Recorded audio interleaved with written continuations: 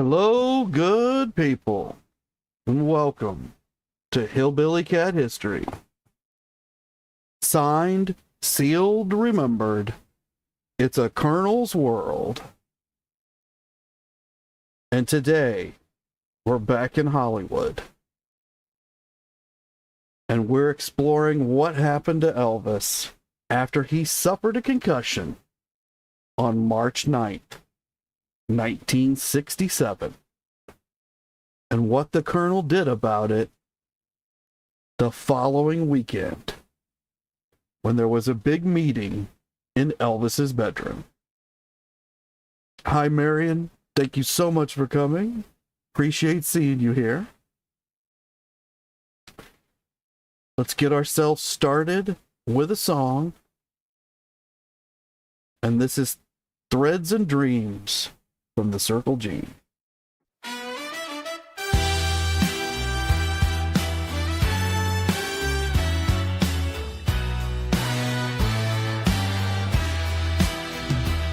He wore a yellow shirt, black pants in the sun, rode horses through silence, then golf carts for fun.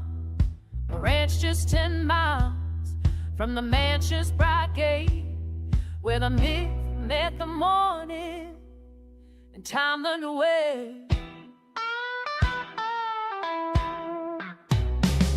George fixed the brickwork, the pipes in the ground, lit VP on shirt where no spotlight was found. Donna kept diaries, snapshots ahead of a father who labored, of a myth made by men.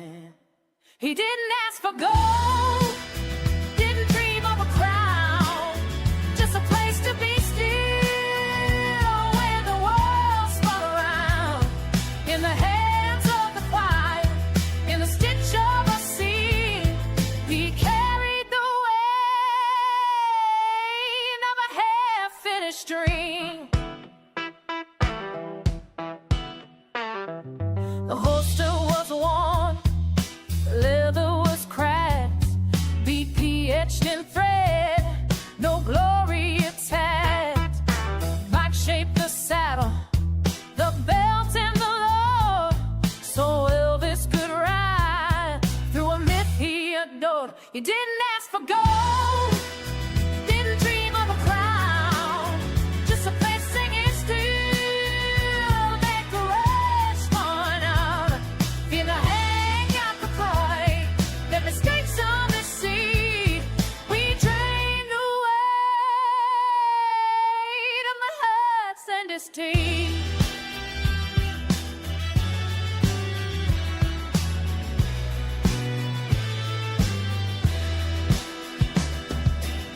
Snowstorms in March, to fairgrounds at night. He chased peace in motion and shadow and light. And Priscilla saw him, silhouette aglow, breathing in twilight, steady and slow. He didn't ask for gold, didn't dream of a throne, just laughter at breakfast, a place to call home. In the hush of the ranch, in the hands of the crew, they found what was real, and he gave it to you.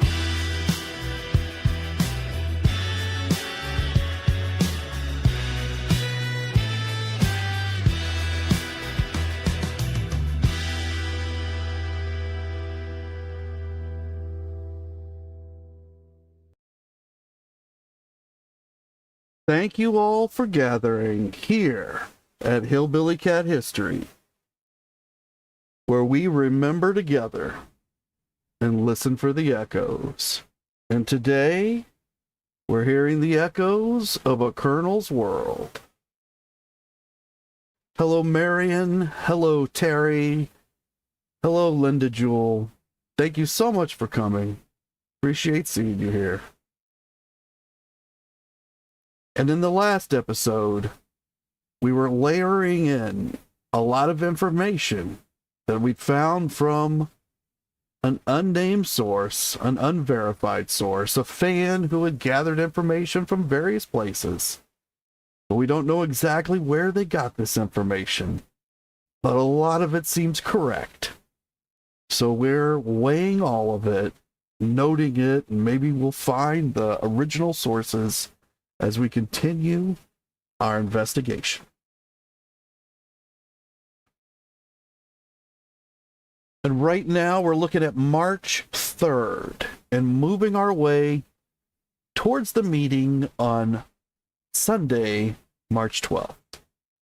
And on March 3rd, Elvis was still in Mississippi at the Circle G, but he received word on this day that he needed to be in California by Monday the 6th to begin pre-production for Clambake. Now, I'm assuming he really already knew this, but I believe everything was confirmed that, yeah, that Monday's it, make sure that you're here. The source puts it as he was informed that he was expected without fail. But I don't feel like people informed Elvis in that manner. And I don't think he would have responded to it. We have lots of stories where he's walked out of recording sessions, and he's walked off stage a couple of times in his early career. You can't only push Elvis so far. And so typically Elvis treats everyone with respect. So even if he was acting up a little, I feel like everyone was still treating him with a great amount of respect. And that some of these sources give a wrong impression of that. And since they don't actually cite any communications or documents, I don't know how they get that impression either. But on this same day, March the 3rd, Elvis also buys a Ford pickup, which I think was a Ranger, although he may have bought two Ford pickups because a Ranger's also a Ford pickup. So he might have bought a regular Ford pickup and a Ranger, and 11 Rancheros. So those are also Fords. So there was obviously a Ford dealer. And it feels to me like that Ford dealer had a bunch of guys drive over these vehicles to the Circle G, because I don't think Elvis went out anywhere and bought these on a shopping spree. I think they were brought to the Circle G, although I don't know that. But it says he also bought another mobile home. I feel a little bit like that mobile home was already contracted to show up, or maybe they brought it as well. Or maybe he decided they just needed another one. I don't know. But it looks like he bought a lot of trucks that day and another trailer home. So this is the day before the weekend, and he's going to end up leaving on the night of the 5th. So this indicates to me that he's fully expecting to return to the Circle G and continue this dream. And so he's stocking it for that period, that moment when he'll be able to come back. And then on March 5th, he flies with a bunch of people to California. And then on the 6th, he reports for duty at United Artists, and he meets with the producers as well as the wardrobe people, and he records the overdubs that he needs to do at radio recorders that night, which we talked about in the last episode. Many collectors today believe was an inferior studio, and that Elvis did not, his recordings that were made in that studio are not as technically good due to the equipment and the building, I guess, as to what he could have gotten in Nashville. which is where they recorded the first part or most of the Clambake soundtrack. Then on the night of the 9th, Elvis falls, hits his head in the bathroom, has a golf ball sized lump. According to Priscilla, she heard him fall. She went immediately into the bathroom. They immediately took him. He was able to get up, and he walked with Priscilla to the bed and laid down. And then she indicates that she immediately called for help to Joe Esposito, who was most likely in the den of the house, the Rocca Place house. He called Colonel Parker. Colonel Parker brought a doctor. Colonel Parker may have come and then called a doctor, or from Joe's description, he may have brought a doctor with him. Priscilla's description is that she called Joe called the colonel, and suddenly the room was filled with people, including the colonel, a doctor, a nurse. So that kind of sounds like the colonel called the doctor and they met there at Elvis's house. But he may have come and viewed the situation first, and then he may have called the doctor. Apparently, he reprimanded the entire group that day out in the hallway. Larry and Marty Lacker, Larry Geller and Marty Lacker in particular, remember being chastised. We know that there's a letter that Marty got the week before from the colonel that concerned a lack of communication, a lack of open lines of communication between Elvis and the colonel that apparently were supposed to be handled by Marty. And we've had other indications that that letter also contained references to Marty's prescription abuse. And that there were also references to Elvis's prescription abuse. And that it's being linked to Marty. And that there's some kind of poor performance going on. And that if the performance doesn't improve, which mostly seems to be centered right at the moment on the communications, but we've seen indications it could also be about paperwork, then the colonel doesn't have any problem working with someone other than Martin. So that's already hanging over all of this.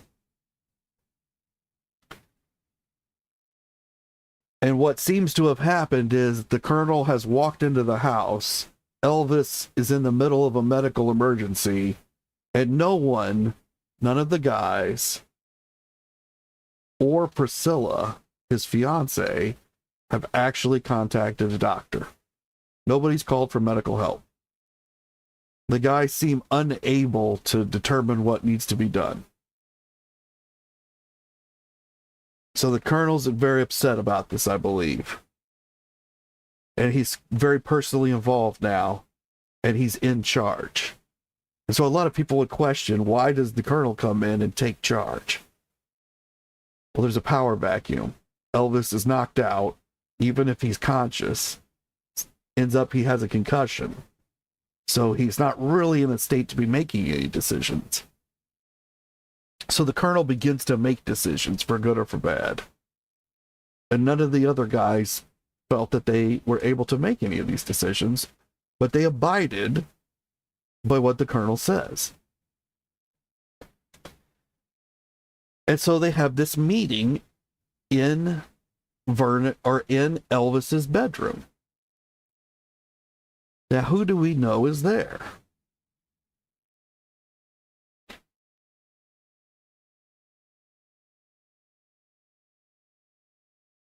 Well, first, let's go over what the colonel says. He says, number one, salary reductions for everybody. Pay cuts across the board. There's been too much money going out, not enough money coming in. everybody takes a pay cut. I assume that he's not included in that. And of course, Elvis is not included in that, but if Elvis is not able to make this movie, he's going to feel a pay cut. But for all the guys who collect a weekly paycheck from Elvis, from now on, Vernon's going to be writing a smaller check. At least that's what Colonel Parker tells everybody. In reality, I don't believe that ever takes effect. But at this moment in time, every person that hears it believes it absolutely is about to take effect. They don't know how much, but they know it's coming. Hi, Anna. Thank you so much for coming. I appreciate seeing you here. There's also a change in authority. A change in who reports to who. Now, it's not much of a change. Joe Esposito has been what they called the group foreman. And that is basically the guy that has access to Elvis's checkbook. He writes the checks that Elvis signs. In a situation at Graceland, that might be for purchases, or rental of the movie theaters, or rental of the skating rink, or the fairgrounds, stuff like that.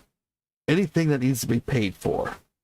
But when they're away and they're in California, there's a good possibility they're also writing payroll checks out of it, because the guys, I believe, are all getting paid weekly. They're at least getting paid bi-weekly, but I believe they're all being paid weekly. So it's too difficult to write the check at Graceland and all the guys are in California for 3 months. Although some of the guys, their checks are written at Graceland and their wives pick them up and they cash them and they handle all the finances. So Elvis handles it however it needs to be handled. But sometimes Joe or Marty, who is the co-foreman, they're writing checks away from Graceland for payroll. But typically payroll is being handled out of Vernon's office. And so if they're writing these checks, as well all the checks that they write, these registers are all going back to Vernon. And he's ultimately determining that everything adds up. Now, these would have been business checks, which come in, it's like a 3-ring binder, but it's half the height of a regular 3-ring binder. Like you would think about, they're ledger checks. That's what I imagine Elvis had. Don't know for sure. But they would have had stubs on the side that you fill out. And it'd have been a full business setup. Wouldn't have been a checkbook like you or I have. If you still use checks. Most people don't. Hi, chillin' in Canada. Thank you so much for coming. Appreciate seeing you here. But Marty was also a person that did this. Now, one of the unofficial duties that these guys did was they were like a middleman between Elvis and the other guys, specifically for money issues. The guys often needed loans or gifts. And Marty describes these loans as gifts, but they were recorded as loans for tax purposes. But that everyone knew they were gifts. Now, I'm not sure that's true because Becky Yancey in the office doesn't seem to agree fully with that. She just thinks they're loans. She doesn't mention anything about them being gifts at any rate. But who gets these gifts and when and what the actual payback schedule is, any of that would have been worked out with Elvis personally between the guy and Elvis. But a lot of times they might have eased their way in through Joe or Marty. And then Marty or Joe, if they felt sympathetic to the needs of that particular guy, they might soften Elvis up first. And so there's some stories about that. And then Elvis might be more amenable to giving the loan or whatever the financial need was.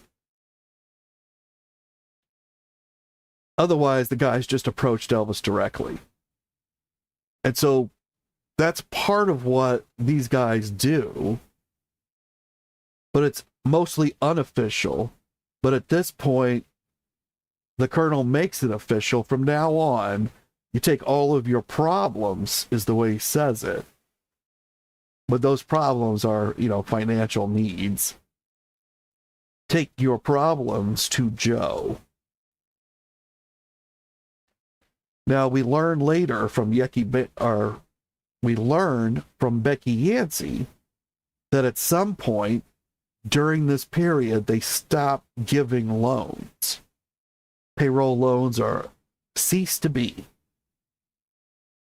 I don't know if they stopped collecting on old loans or if they ever collected on old loans, because Becky doesn't say anything about that. But they stopped giving out new loans. And so I think this was a strategy so that everyone went to Joe and that Joe would let them know weren't going to be any loans. The Colonel, the third thing that he does, and that we haven't really talked about much yet,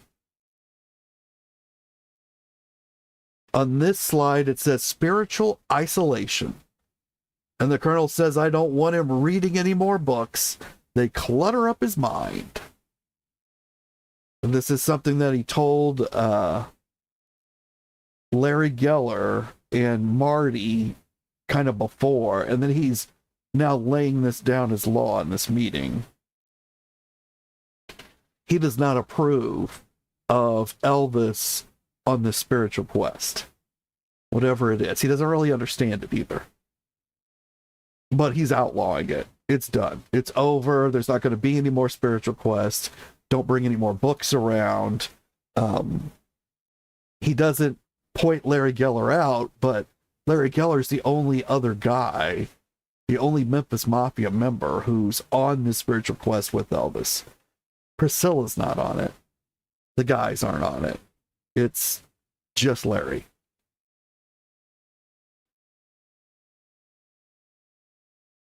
So the Colonel is basically ostracizing Larry and letting Larry know that Elvis isn't going to believe anything that Larry says from this point forward. That the Colonel's seen through him, and he's letting Elvis know that he's seen through him. But he doesn't actually say any of that, and he doesn't name Larry. He just says, no more of these books. Well, only one person's bringing books, and that's Larry.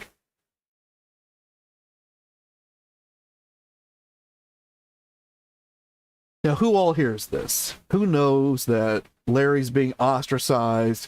Who knows that Marty has been demoted, although he's been assigned to special projects, and he's now going to be in charge of the wedding? So at this point in time, the wedding is well known. Everyone knows that Priscilla and Elvis are engaged, that the wedding is coming up soon. There's no date mentioned in any of this, so not even sure at this point whether the date had been set, but it is known to be happening soon. And now Marty's in charge of it. And no more books, no more Larry Geller. From now on, Larry is to cut hair. Now, the people in this room right now that we know for sure and that we're speculating, because there's more slots in the room than we know for sure. But one is Elvis Presley. We know he's in the bed. He's the king of rock and roll. And we know that Colonel Tom Parker is here because he's the one conducting the meeting. And he got into this situation because he was alerted by Joe Esposito, and he contacted a doctor and studio executives. Studio executives also came the day Elvis was hurt to check on Elvis. And does that mean that they care about Elvis? That they love Elvis? I don't know. I kind of doubt it. It absolutely means that they had a lot of money invested into Elvis. And they wanted to check on his well-being. So at least somebody was there who had some kind of vested interest in Elvis that would be able to take actions, because they would have taken action too. Guarantee the studio executives, if once they got in there, they needed to, they would have taken whatever actions they had to take. But don't need to. The colonel's there. Doctors are already there. Doctors say he's got a concussion. He's got to wait 2 weeks.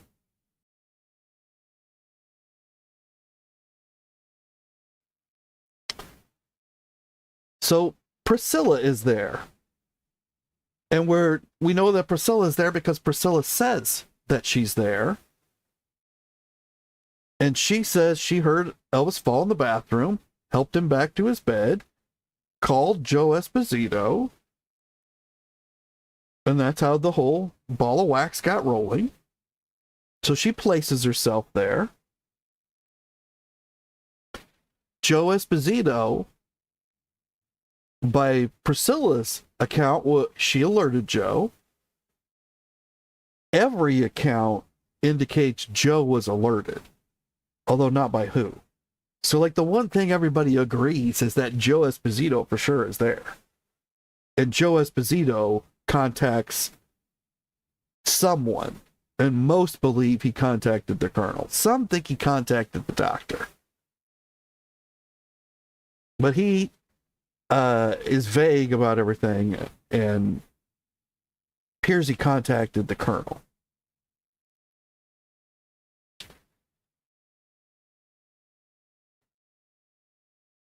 So then Larry Geller is there, and we know this because Larry Geller has written an account about it.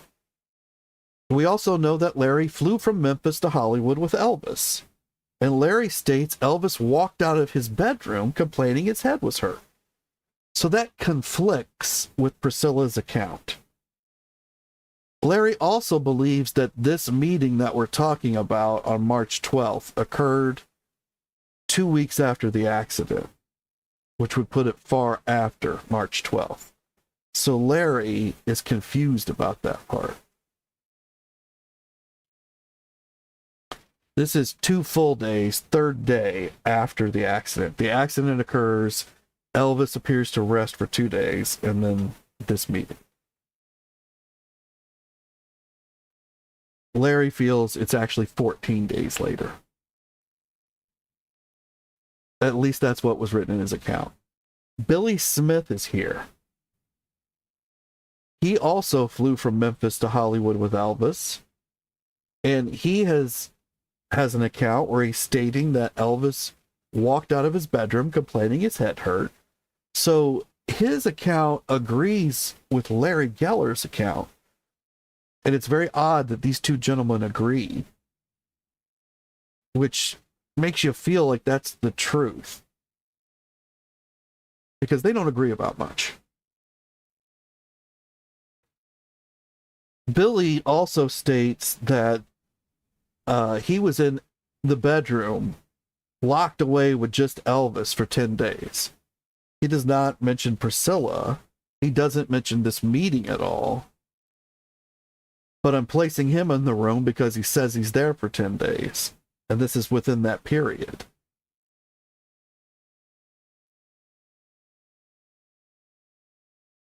Now, there was a meeting prior to this. You know, the colonel comes in and he conducts a series of meetings. One with just Elvis. One with Elvis and Joe Esposito.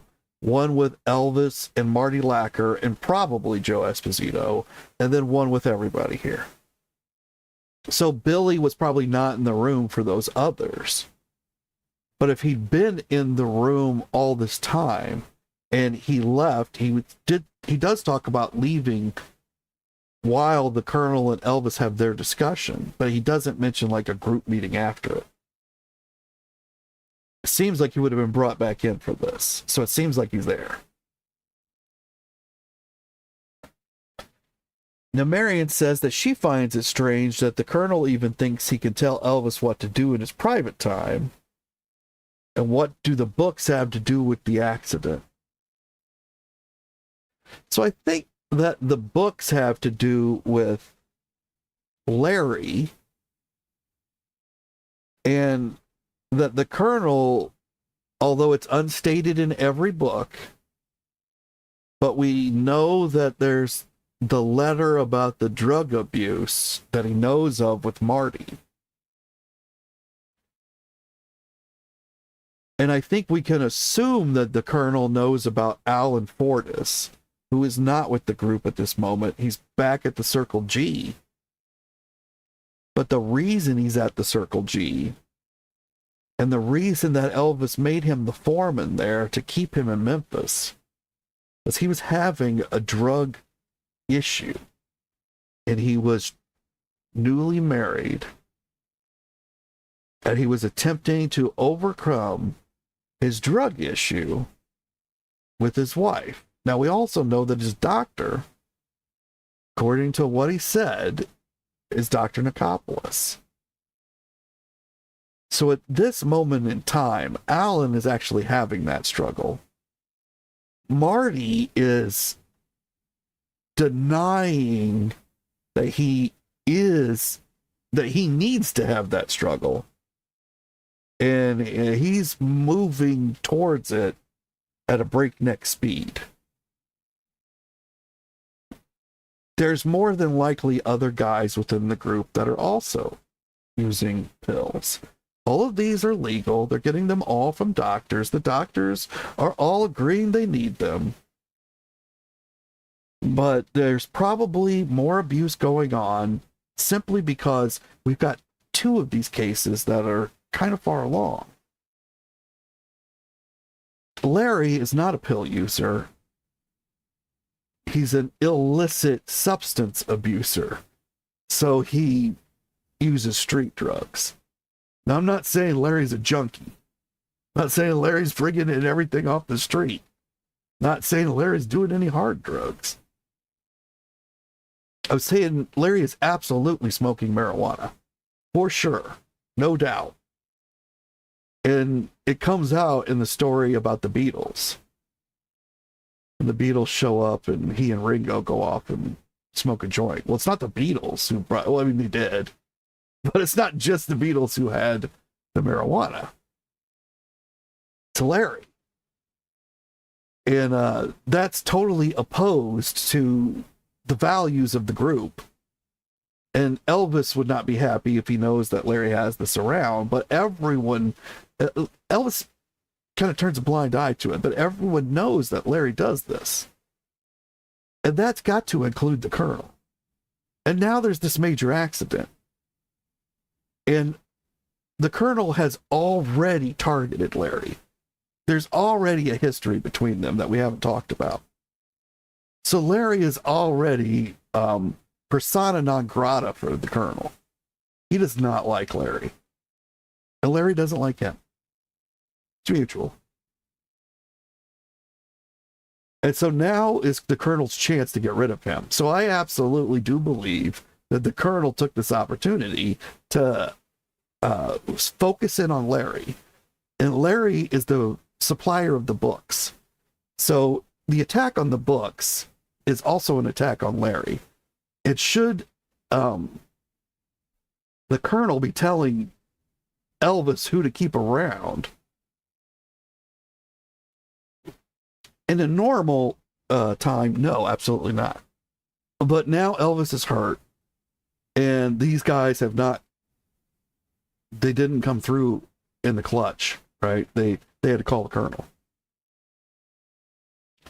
And so now it's kind of easy pickings for the colonel. And that's some of the dynamics that are going on here. So, should the colonel be getting involved in any books or anything? No, I would say no. However, Elvis is now in a vulnerable state. And Priscilla doesn't like the books either. And she doesn't like Larry. So that's all like mixed into this. All of the guys do not like Larry. This is a very bad time to be Larry. And Chillin's asking what, like pot, LSD, cocaine. Larry was able to, I believe, get LSD for them at one point. I don't know that Larry habitually uses LSD. He was known to have used LSD. I think he habitually used pot, so he would have had it around. And like that freaked the Colonel out. Cocaine, I don't think so.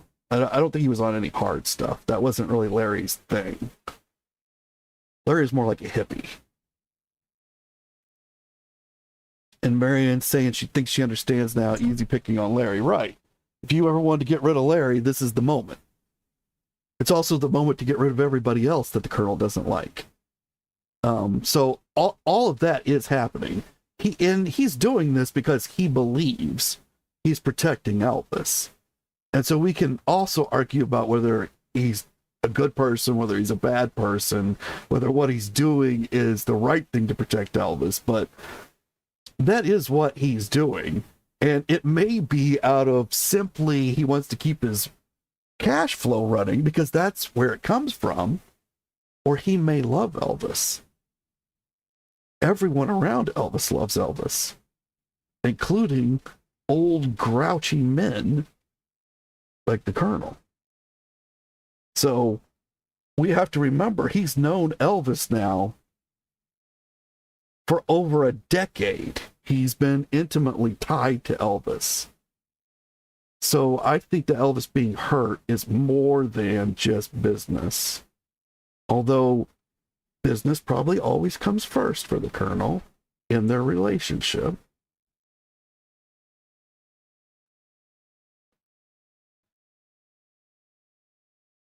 And Chillin in Canada is saying that read something about amphetamines on the web, and it does affect long-term memory.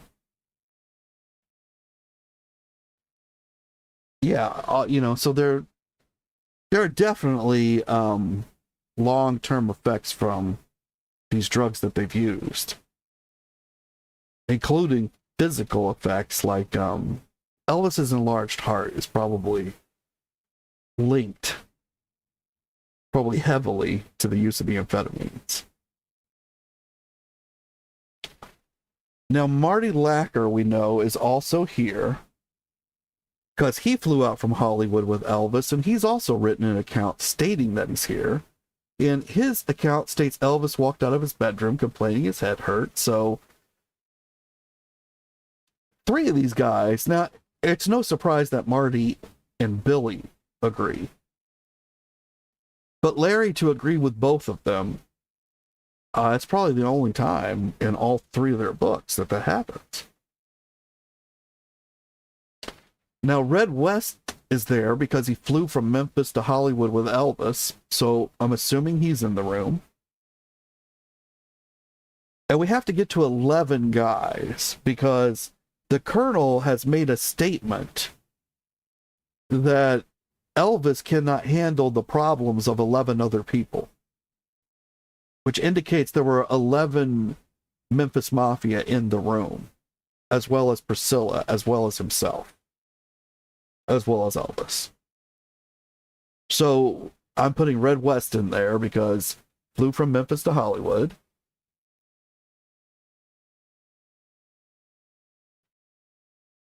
Hi, Gunn. Thank you so much for coming. Appreciate seeing you here. I'm putting Charlie Hodge here because he also flew from Memphis to Hollywood. He doesn't have any description of this in his book. He mentions clam bake passingly. It's very hard to find stuff in Charlie's book because he did not write it chronologically. So, like, he jumps all over the place as he tells his stories, but they're beautiful, wonderful Charlie stories.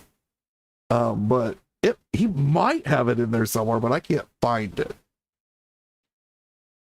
Ray Sitton, who is the chief, they call him Chief, he also flew from Memphis to Hollywood with Elvis. As far as I know, Ray never wrote any memories of any kind. don't really know what happened to Ray, to tell you the truth. So I have never seen an account from Ray about this.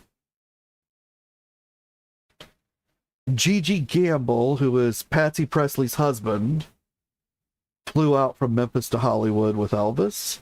Gigi can basically fix anything. Very good with his hands. I don't believe he ever wrote an account of anything.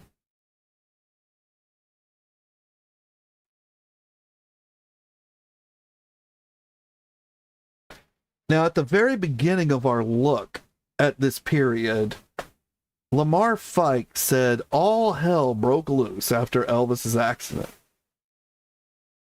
And he described the accident loosely. But it's not clear if Lamar is really here. But I'm going to go ahead and place him here since he's talking about it. So Lamar Fike, we'll say he's here. It's Sonny West.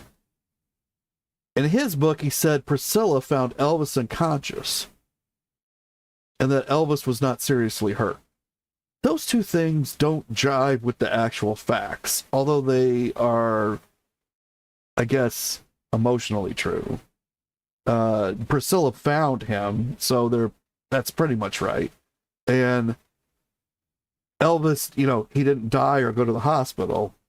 So I guess not seriously hurt could be correct. Some people describe it as a mild concussion. I don't really know what the difference between a regular concussion and a mild one is, but Elvis was ordered to 2 weeks bed rest from the best we can determine. And so he does seem to be, in my opinion, seriously hurt. He's not in intensive care, but he's hurt. But it's not clear if Sonny was there, but I'm putting him on the list. And then Richard Davis, because he appears later in Clambake stories, but it's not clear if he's present for this incident. And he never wrote out any of his memories that I'm aware of. So Richard Davis.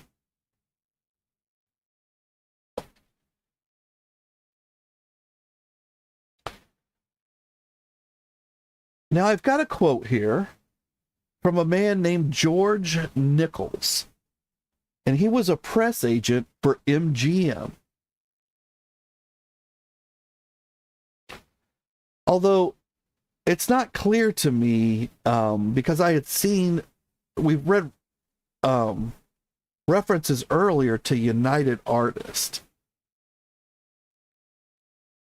And so I'm not sure. I believe that George was a press agent for this movie, for the studio.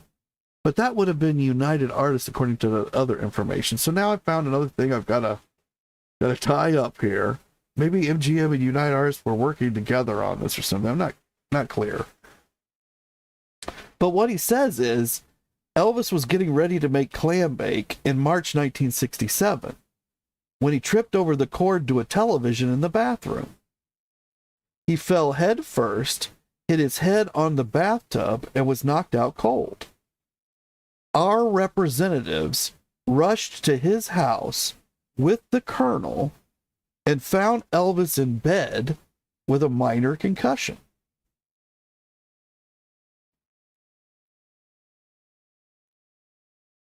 So George is stating that he says our representatives rushed to his house. So representatives of the studio of MGM that he works for, but not George personally.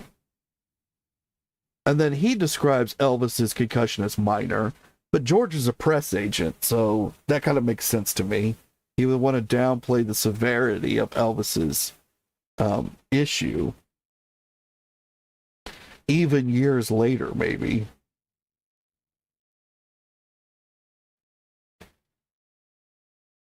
Or maybe that's to indicate that he didn't go to the hospital or why he did not go to the hospital. He has some details I'm not sure how he picks up. Fell head first, hit his head on the bathtub, and was knocked out cold. That would indicate he was unconscious. So according to Priscilla's account, that's not true.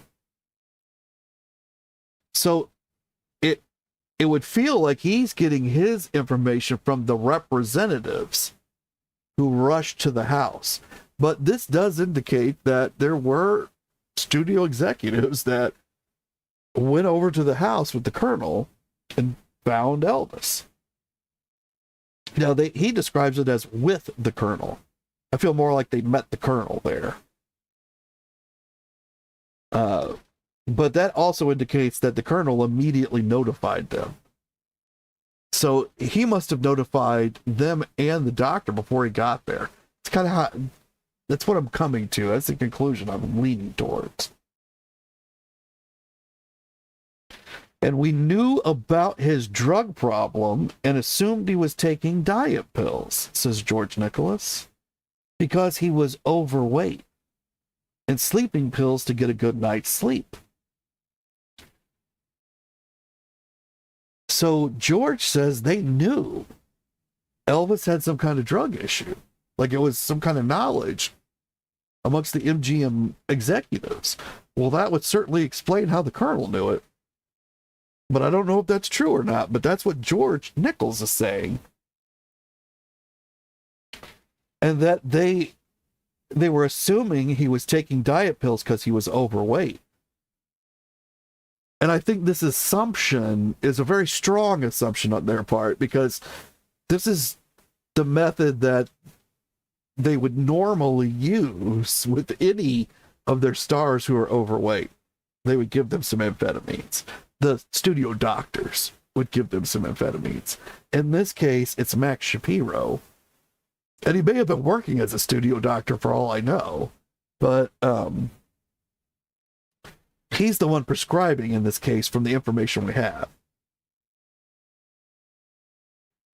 So their strong assumption is most likely true.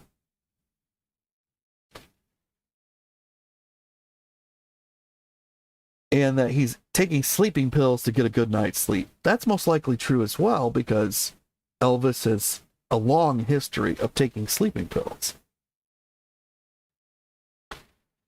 George Nichols goes on and says the Colonel asked MGM to postpone Clambake and assured us Elvis would slim down after a much-needed rest.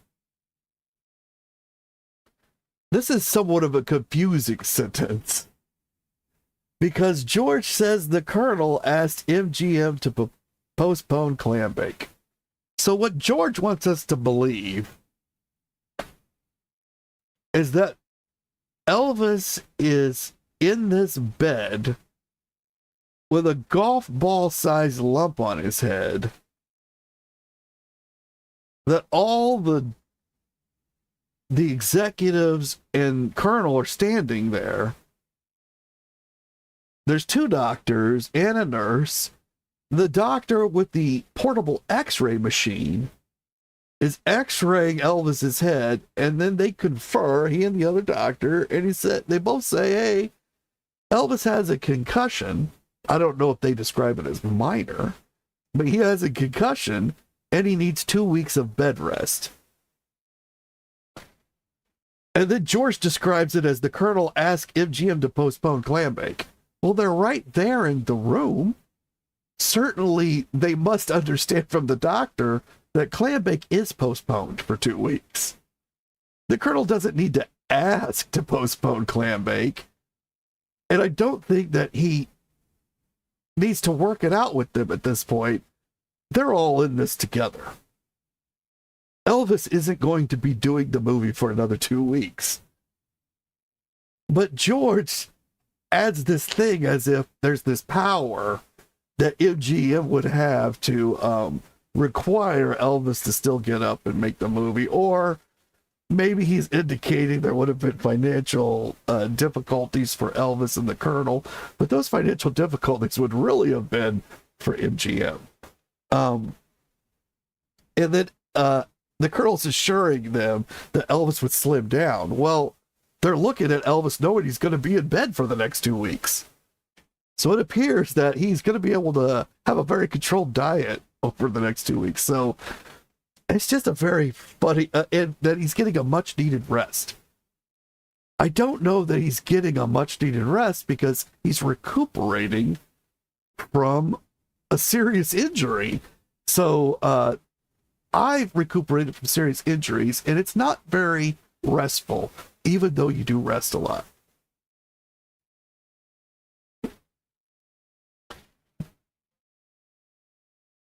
And Chillin in Canada says a mild concussion, according to Google, is the least severe type of concussion, also known as a grade 1 concussion, characterized by symptoms like headache, dizziness, confusion, but without loss of consciousness.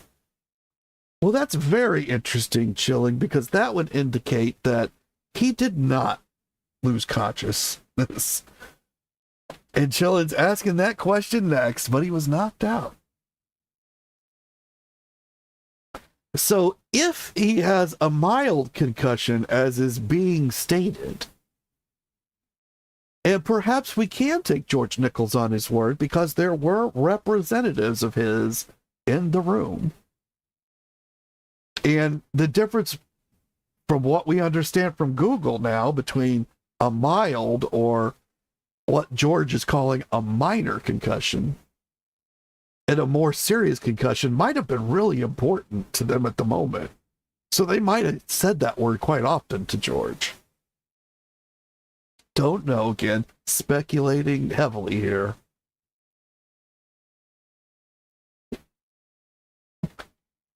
But that would indicate that he was not unconscious, which tends to support Priscilla's story. It also supports the stories where he walks out, Elvis walks by himself out of the bedroom. But it does not support any of those stories where they say he was knocked out cold or unconscious.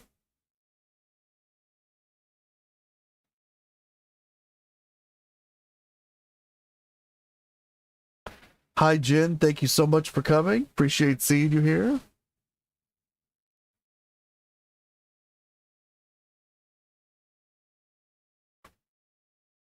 Now, I also have some information from this unverified source. So we have to, take this with a grain of salt. Because I don't know where they got this from, and I'm hoping I find it, so that we'll have a much better idea of the truth. But this says that on March 12th,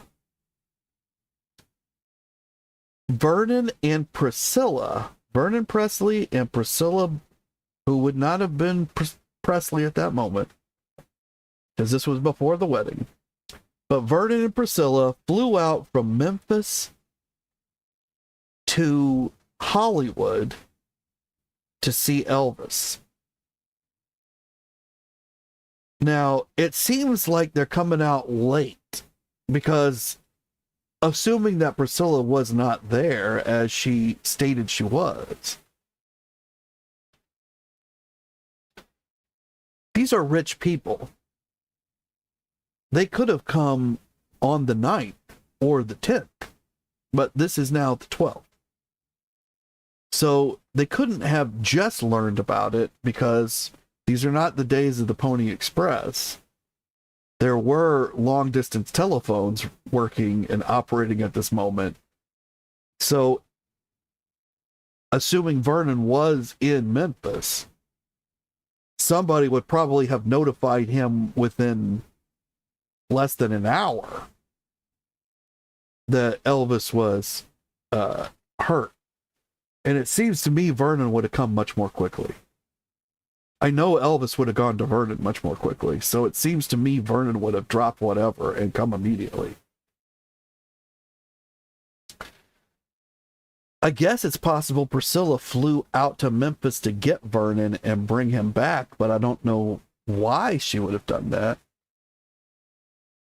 And that would account for her flying on this day. Of course, I don't have any proof that either one of them flew on this day, other than this source.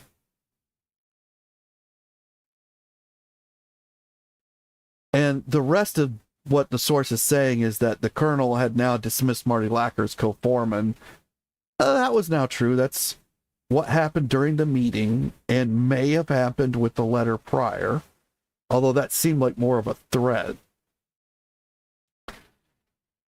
and that the colonel has left Joe Esposito in charge. Well, he's left him as foreman. I don't know if he's in charge. That Larry Geller was banished. Not quite true. But then they follow that up with forbidden by the colonel to spend any time alone with Elvis. Also not quite true, but the intent is basically the same. Larry will never again. And never again means for about a month. Because then something happens. But for the next month, up until the date of the wedding, Larry will spend no time alone with Elvis. There will always be somebody else in the room. Other people will mention this in their memories. That Larry was not they'll say things like Larry was not allowed to be alone with Elvis in a room. Or that Larry was only in the room if somebody else was there. There's many different ways they say it. But nobody says, I was told not to allow Larry to be in the room with Elvis alone. So it's not like anybody received an order. So when they say that the colonel, the colonel, he forbid this to happen. Well, if he forbid it, nobody heard it. Because nobody received that order. They just all determined not to allow Larry. And it seems to be unspoken. But Larry's just never with Elvis alone again. And Larry notices it. It seems like if there was a plot against Larry, the others would have mentioned it and thought it was funny. Because that's kind of the way they were about Larry. And they don't really mind saying things about Larry in their books. So I feel like they would have let us know. So I don't feel like the colonel actually banished Larry in this manner. I think that Elvis stopped trusting Larry at this moment. And the guys, they're very attuned to Elvis. They pick up on it. Colonel doesn't like Larry. They all already know that. That makes it open season on Larry. And Larry says things like, it's now open season on the Swami. Well, this is why it's open season. Not because anybody said it's open season, but because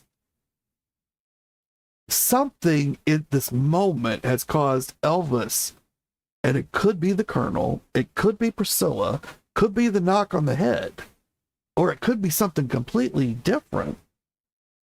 Elvis doesn't trust Larry at this moment, and it's telegraphing itself to all the people around him. But it's never said.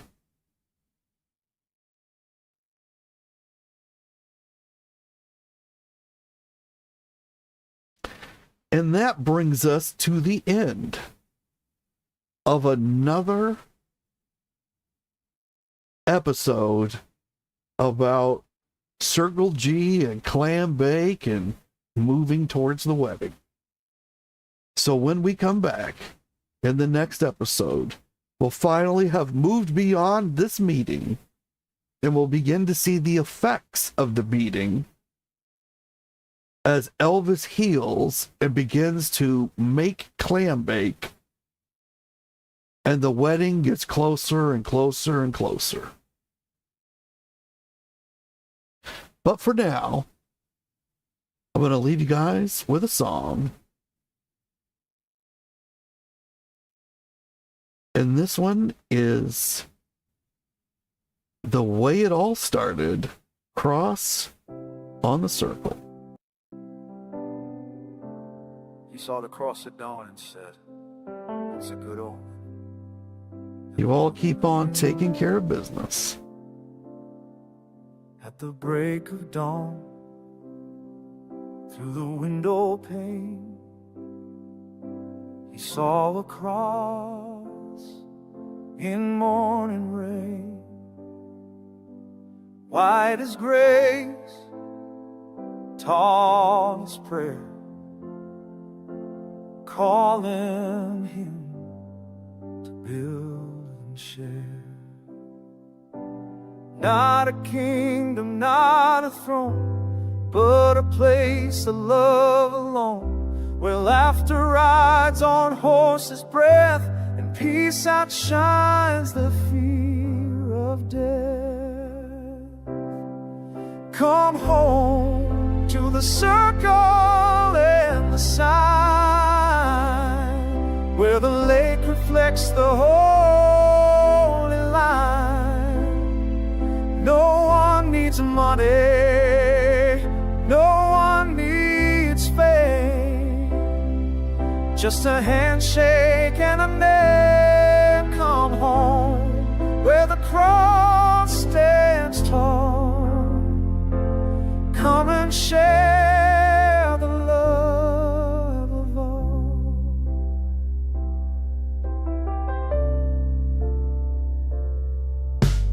Mobile homes and barbecue nights, trucks and trials and porch light rides, the hand-picked heart to share the dream,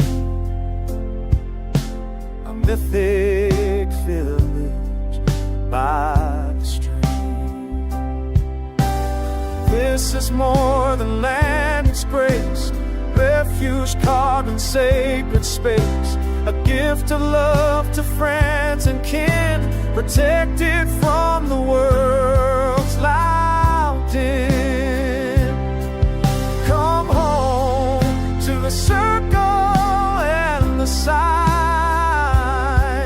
where the lake reflects the holy line.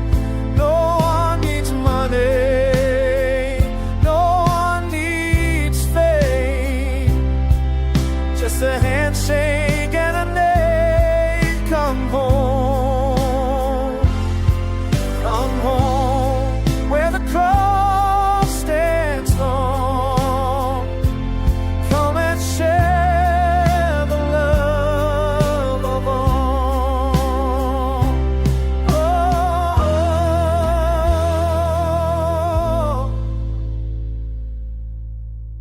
come and share